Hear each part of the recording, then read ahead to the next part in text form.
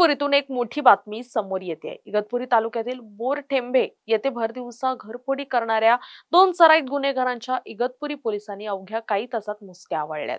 विशेष म्हणजे या चोरीसाठी आरोपींनी बुरख्याचा आधार घेतला होता, मात्र पोलिसांच्या सतर्कतेपुढे त्यांचा हा बनाव टिकू शकलेला नाहीये.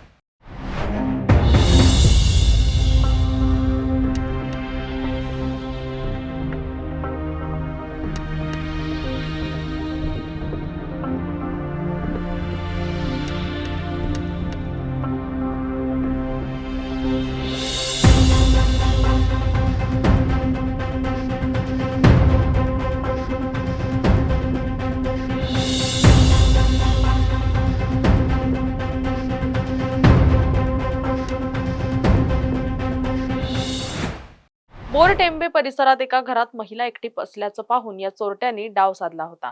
बुरखा परिधान करून आलेल्या या आरोपींनी घरातून 2.5 तोळे सोन्याचे दागिने लंपास केले होते.